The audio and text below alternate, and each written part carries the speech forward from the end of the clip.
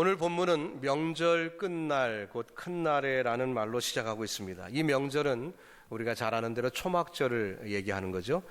자, 이 명절 끝날 마지막 날에는 피날레를 장식하는 순간이기 때문에 수많은 사람들이 움집하고 그 많은 사람들이 지금 셀레브레이트를 하고 있습니다.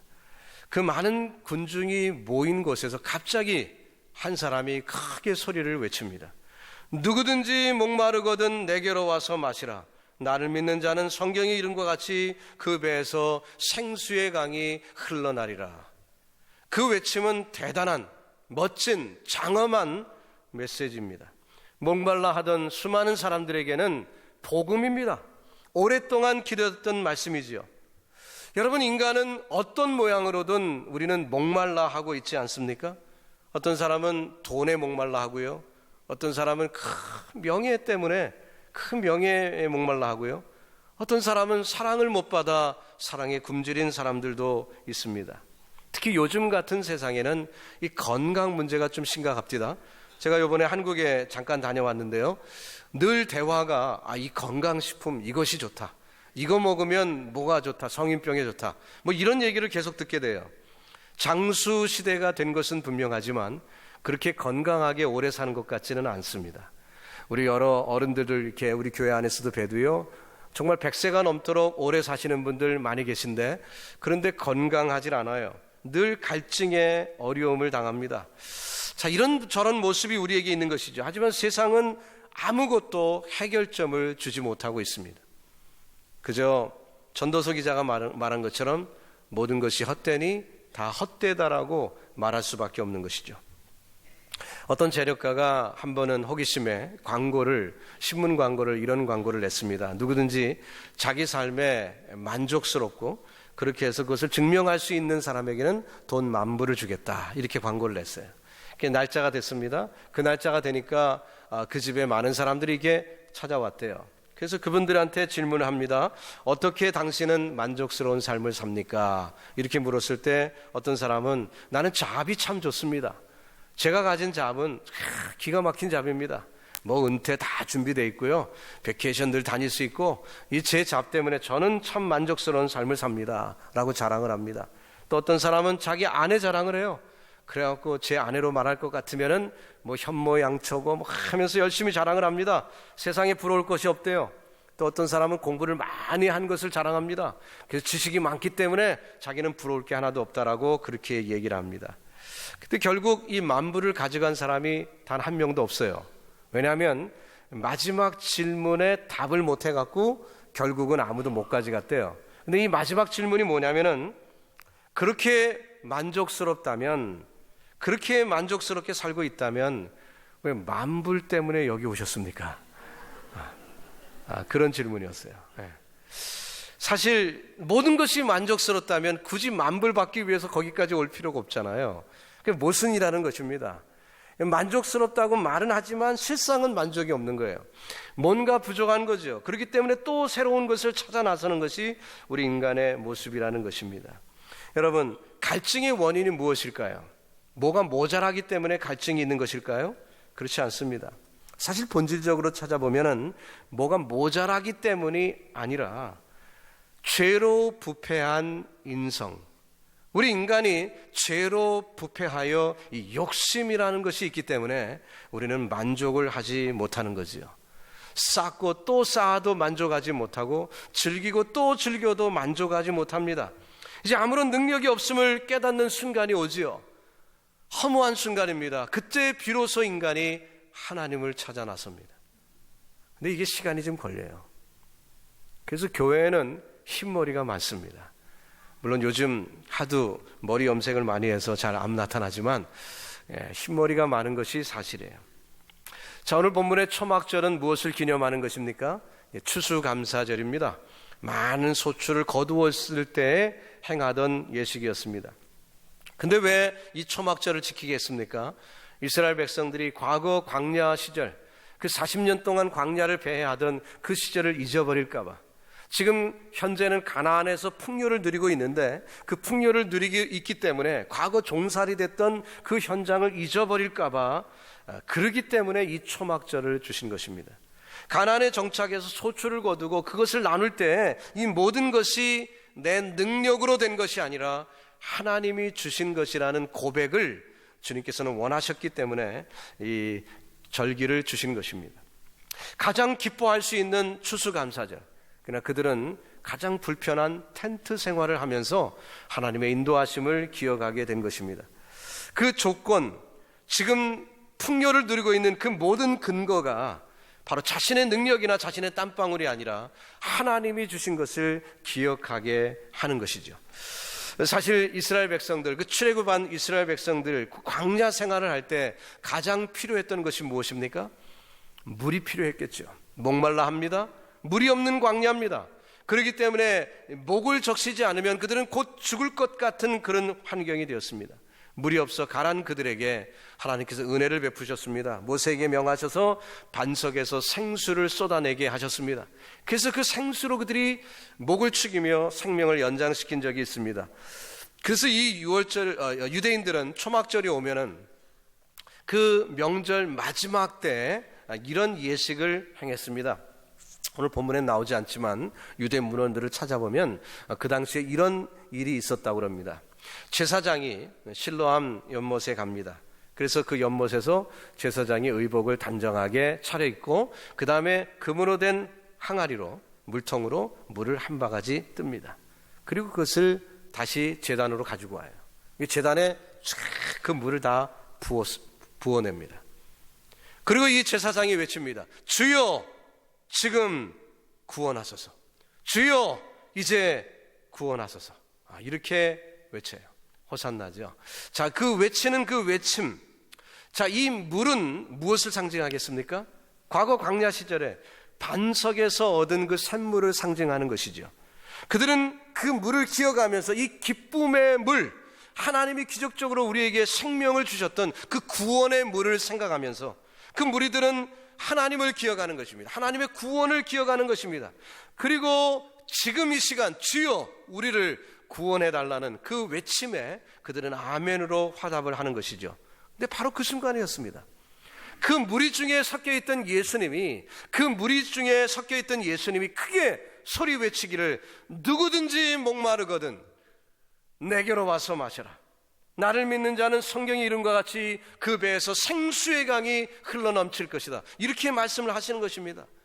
자, 요한은 이 말씀에 주석을 달기를 이는 그를 믿는 자가 받을 성령을 가리킨 것이라고 말씀했습니다. 주님께서는 제사 한 번 드린 것으로 신앙생활이 전부가 아니라는 것이지요. 그렇게 멋지게 예배 한 번 드린 것으로 신앙생활 다 한 것이 결코 아니라는 것입니다. 성도는 마땅히 성령을 받아야 하는 것이고 성령의 인도하심을 받을 때 제대로 된 신앙생활을 할 수가 있다는 것입니다. 사랑하는 성도 여러분, 오늘 우리가 예배를 드리러 주님 앞에 왔습니다. 마치 명절 끝날 초막절에 그 많은 사람들이 예루살렘에 모여 그 제사장을 바라보며 함께 예배하고 있는 것처럼 오늘 우리가 함께 예배를 드리고 있습니다. 그러나 이것으로 다가 아니라는 거죠. 예수님은 그들 앞에 크게 외쳤습니다. 누구든지 목마르거든 결국 인생의 삶 가운데 목이 마를 수밖에 없는데 그렇다면 내게로 와서 마셔라.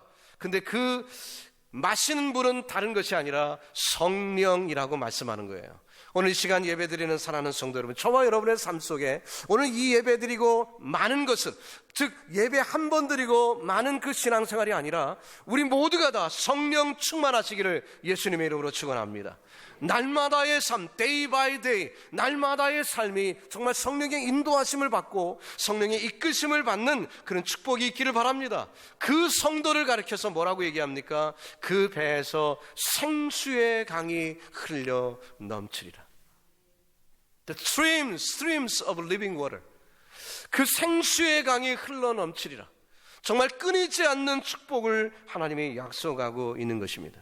도대체 얼마나 시원스럽고 얼마나 만족스러우면은 그 배에서 생수의 강이 흐른다고 말씀하셨을까요? 여러분 그 은혜를 체험하셨습니까? 체험하시기를 주님의 이름으로 축원합니다. 이것은 주님의 약속입니다. 약속이라면 구하는 자에게 주실 거예요. 오늘도 이 시간 다른 것 구하지 마시고 성령 받기를 구하시기 바랍니다. 성령의 강수가 저와 여러분에게 흘러 넘칠 줄로 믿습니다. 오늘도 주님은 저와 여러분을 향하여 큰 소리로 초청하시는 거예요. 이것은 이 목사의 목소리가 아니라 예수 그리스도의 목소리입니다. 누구든지 목마르거든 내게로 와서 마셔라. 나를 믿는 자는 성경의 이름과 같이 그 배에서 생수의 강이 흘러나리라. 아멘. 주님 맞습니다. 내가 주님 앞에 왔습니다. 그 생수의 강을 내게 허락하여 주시옵소서. 믿는 자는 생수의 강을 받을 것이라고 했어요. 내 영혼의 갈증을 느끼는 사람이 하나님이 주시는 은혜에 대한 맛을 더 강하게 느끼는 거예요. 갈증이 없는 사람에게 아무리 물을 갖다 줘 보십시오. 마시라고 해 보십시오. 화낼 겁니다. 마찬가지예요. 신앙생활도 그렇습니다. 성경 읽으라고 합니다. 예배 드리자고 합니다. 그런데요, 그거 자꾸 얘기하면 화냅니다. 그러나 기쁘게 받는 사람 누구죠? 갈증이 있는 사람. 갈증이 있는 사람. 말씀에 갈증이 있는 사람, 읽으라고 안 해도 읽습니다. 말씀에 갈증이 있는 사람, 예배 참여하지 말라고 해도 예배 드리고 싶어 합니다. 여러분에게 그런 축복이 있기를 바랍니다. 환자가요, 곡기를 끊으면 곧 돌아가시는 거예요. 곡기를 끊으면 이건 무서운 것입니다. 암보다 더 무서운 것이 입맛이 없어지는 거예요. 마찬가지입니다. 우리 영적으로도 사단의 시험이 어떻고 저떻고 아무리 그래봤자 가장 큰 시험은 영적 갈증을 느끼지 못하는 거예요. 내가 목마른데 분명히 내가 목이 마르고 있는데 그 목마름을 느끼지 못하는 것은 큰 병이에요. 여러분, 저와 여러분에게 말씀의 굶주림이 있습니까? 하나님께 예배드림의 굶주림이 있습니까? 그것을 느끼기 시작했다면 이미 축복이 시작된 줄로 믿습니다. 그러나 느끼지 못한다면 여러분 인생을 걸고 목숨을 걸고 기도하셔야 돼요. 그것을 달라고. 내 영혼이 죽게 되었나이다. 왜? 곧 죽을 거니까요. 아니 이미 죽은 건지도 몰라요. 이 영생에 대한 갈증과 말씀에 대한 갈증이 없으면, 성령에 대한 갈증이 없으면 우리는 죽은 것입니다. 여러분 자신을 얘기하는 거예요. 이 자리에 혹시 그 영혼의 갈증을 느끼지 못하시는 분이 있다면 제발 오늘이 가기 전에 그 갈증이 회복되기를 주님의 이름으로 축복합니다. 그것이 없으면 죽은 인생이기 때문에 그래요. 성경을 말씀합니다. 성경의 이름과 같이 그 배에서 생수의 강이 흘러나리라. 이는 그를 믿는 자가 받을 성령을 가리킵니다. 믿는 자, 믿는 것이 무엇입니까? 믿는 것은 그 지식적으로 내가 그분을 안다는 얘기를 하는 것이 아닙니다. 이것은 전인격적인 의탁을 얘기하는 것입니다.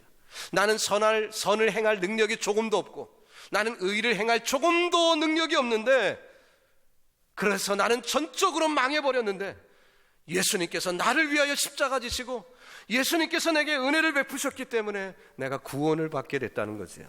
그것이 믿음인 것입니다.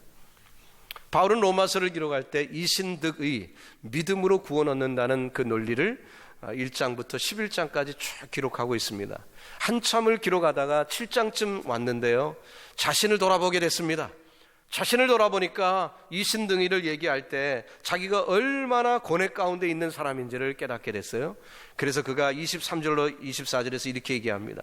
내 지체 속에서 한 다른 법이 내 마음의 법과 싸워 내 지체 속에 있는 죄의 법 아래로 나를 사로잡아 오는 것을 보는도다. 오호라, 나는 곤고한 사람이로다. 이 사망의 몸에서 누가 나를 건져내랴. 구제불능이라는 거죠. 선을 행하려고 할 때도 죄를 짓더라. 선을 행하려고 할 때도 죄를 짓더라. 하나님을 잘 믿으려 할 때도 죄를 짓더라. 큰 절망을 직시하는 것입니다. 그는 과거에 스데반이 순교될 때 그때 증인을 섰던 사람이라고 성경은 말합니다. 성경이 기록되지 않은 그런 문헌들을 살펴보면 그런 현장에서 돌을 들어 쳐 죽이는 그 현장에서 증인을 선다는 것이 무엇인가, 이런 것들을 알아낼 수가 있어요. 그래서 알아보니까 어떤 의미가 있냐면은, 누구를 사형에 처하고 돌을 들어 칠 때 증인을 섰다는 얘기는 무슨 뜻이냐면, 돌을 제일 먼저 던진 사람이 증인을 서게 돼 있대요.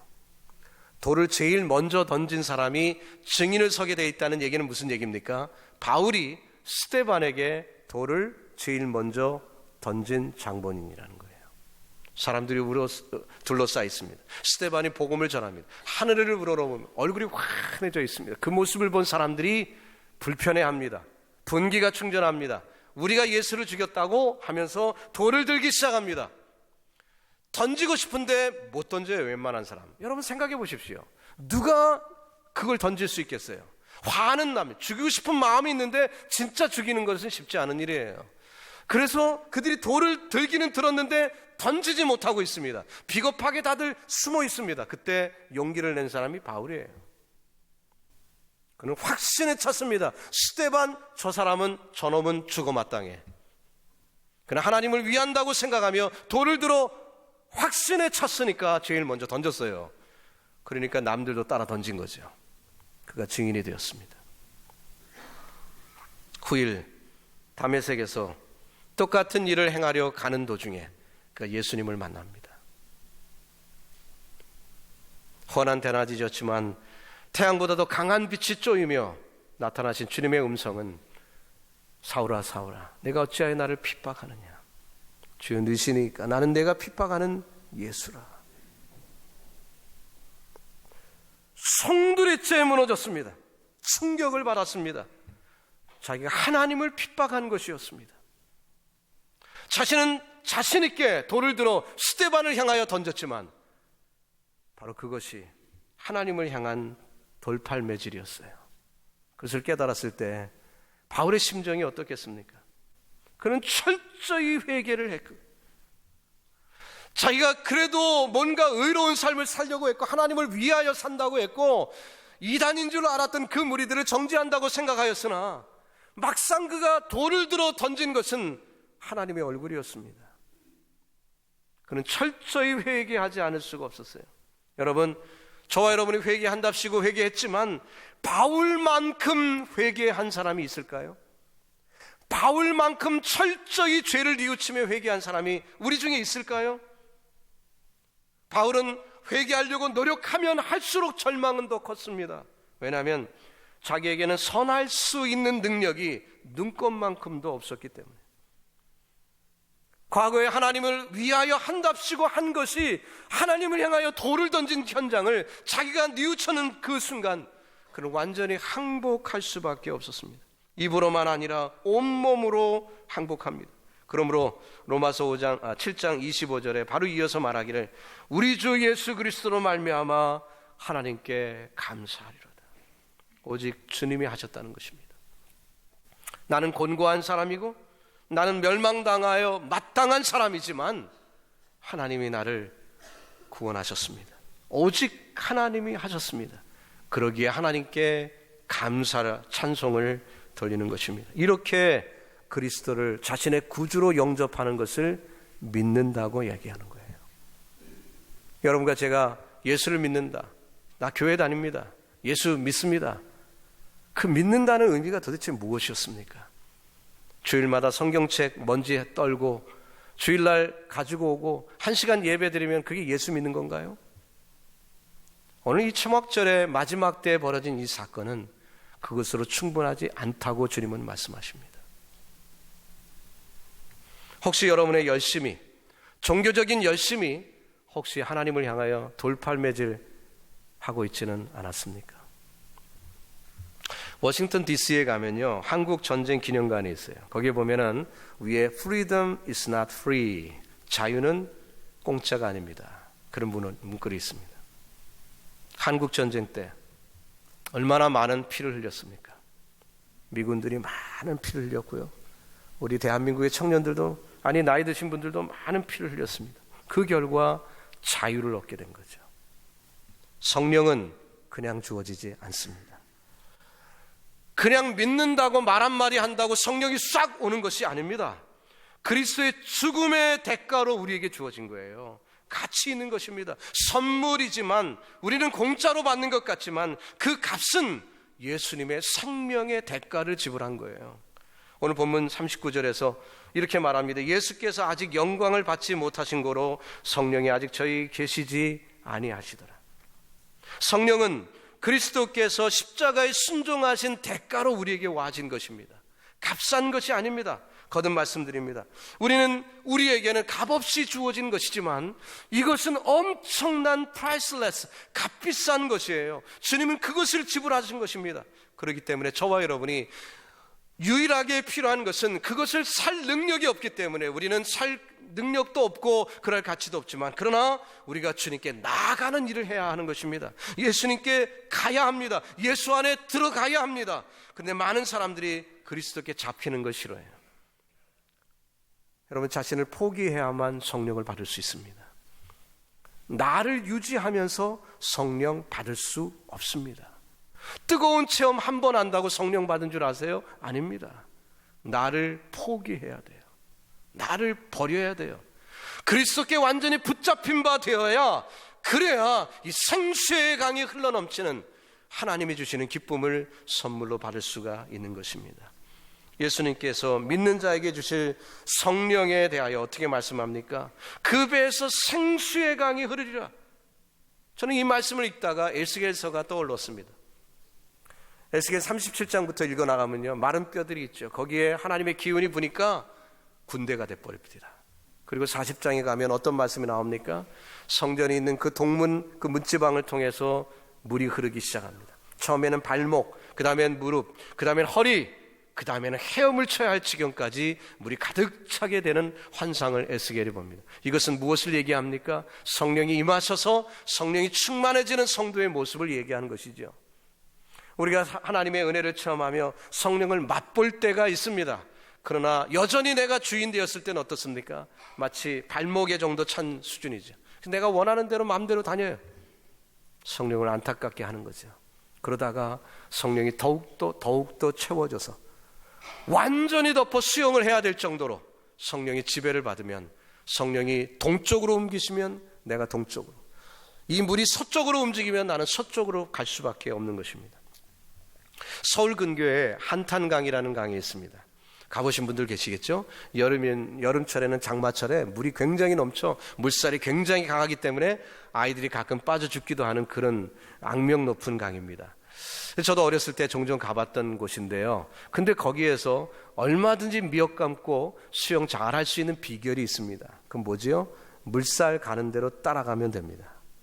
근데 많은 사람들이 어때요? 물살이 자꾸 자기를 저 육지에서 밀어내는 것 같은 느낌이 드니까 막 억지로 열심히 수영을 칩니다. 힘을 다해서 수영을 하다가 힘 다 빠지면 물속으로 쑥 들어가는 거예요. 물은 결국 하류로 가면 물살이 약해지는 거잖아요. 그러니까 그냥 떠내려가면 돼요. 떠내려가면, 하류로 가면 물살이 약하니까 얼마든지 헤엄쳐 나올 수가 있습니다. 미련한 사람들이 이 물살을 거스르려고 하죠. 여러분, 성령이 인도하시는 대로 흘러가시길 바랍니다. 그게 지혜예요. 성령이 나를 이끄시는 대로 그냥 따라가시기 바랍니다. 어거지쓰면 힘들고요. 그러다가 사단의 밥이 된다니까요. 사울처럼. 얼마나 미련합니까? 열심 갖고만 하는데 결국 사단의 놀이객감이 됐어요. 우리가 하나님 앞에 우리의 인생을 맡기는 지혜가 필요합니다. 우리 안에 성령의 강이 흐르면은 영원히 목마르지 않을 줄로 믿습니다. 이것은 일시적인 해갈이 아닙니다. 영원한 것입니다. 지속적인 축복이에요. 그렇기 때문에 누구에게나 나눠줄 수 있는 풍성함이 있습니다. 물이 많으면 물살이 사람이 떠내려가는 것처럼 그 성령의 인도하심을 받기만 하면 됩니다. 사랑하는 성도 여러분, 저와 여러분에게 지금 성령께서 동쪽으로 물이 흐르고 있습니까? 그냥 동쪽으로 흘러가세요. 그냥 이끌림을 받으세요. 어거지 쓸 필요가 없습니다. 그냥 이끌림을 받으면 언젠가 하나님께서 이 모든 것을 평정하시고 하나님께서 의의 길로 인도해 주실 줄로 믿습니다. 누가 이런 축복을 받습니까? 누구든지 목마르거든. 영적 갈급함이 있는 사람, 영적으로 하나님께 매달리는 사람, 주님이 나를 돕지 아니하시면, 주님의 인도하심대로 나를 이끄시지 아니하시면 나는 죽습니다. 그 깨달음이 있는 자에게 이런 축복이 임하는 거예요. 그것을 예수님은 뭐라고 했습니까? 아버지께서 내게 주신 자라고 표현했습니다. 누구든지라고도 표현했어요. 그렇다면 오늘 저와 여러분 예외 없습니다. 우리가 주님 앞에 왔습니다. 하나님의 이끄심을 받았습니다. 아버지의 부름을 받았습니다. 그렇다면 오늘 아버지께서 저와 여러분을 하나님께, 예수님에게 주신 그런 대상이 되지 않을까요? 그 믿음 가운데 주님 앞에 나아갔다면 내 목이, 내 혀가 바짝바짝 타 들어가는 것처럼 내 영혼의 말라감을 체험하면서 하나님 앞에 내 몸을 송두리째 맡기는 순간 주님께서 성령을 부어주실 것이고 내 배에서 강수가 흘러넘치는 놀라운 축복을 경험하게 될 줄로 믿습니다. 이제 말씀을 마감합니다. 유월절이 없이 초막절은 있을 수 없습니다. 예수님의 십자가 없이 우리에게 성령의 충만은 없습니다. 우리가 주님께 나온 것 자체가 이 초막절이 임한 것이고, 성경이 확인하고자 하는 것은 이것은 내가 뿌리를 내리고 내가 씨를 뿌리고 하는 그 결과가 아니라 모든 것은 하나님이 하셨다는 거죠. 하나님이 하셨다는 것입니다. 그러게 주님 앞에 나오신 저와 여러분은 내가 하나님 자녀 되기 위해서 노력할 필요가 없어요. 자녀답기 위해 노력해야 합니다. 이것은 질적으로 다른 거예요. 하나님의 자녀 되기 위해, 다시 말해 신자 되기 위해 노력하는 것은 의미 없어요. 중요한 것은 내가 신자답기 위해 노력하는 거예요. 하나님의 아들다운 모습을 갖추는 것이지요. 오늘 주님 앞에 왔습니다. 주님의 자녀가 되기 위해서인가요? 아닙니다. 주님의 자녀 되었습니다. 그렇다면 자녀다운 모습을 갖추는 것이 우리에게 필요한 것입니다. 우리 중에 자녀를 낳고 애를 낳고 그냥 방치하는, 파렴치한 그런 부모가 있습니까? 아마 우리 자리에 한 분도 없을 거예요. 마찬가지로 우리 하나님, 그 질서를 만드신 하나님께서 우리를 낳으셨다면 반드시 우리 하나님이 저와 여러분을 책임져 주실 줄로 믿습니다. 그 하나님 의지하시고 주님께 맡기시기 바랍니다. 성령의 인도하심을 받을 때 하나님이 내 배에서, 환경은 여전히 힘들고 어려워도 하나님께서 내 배에서 생수의 강이 흘러넘치는 놀라운 기쁨으로 채워주실 줄로 믿습니다.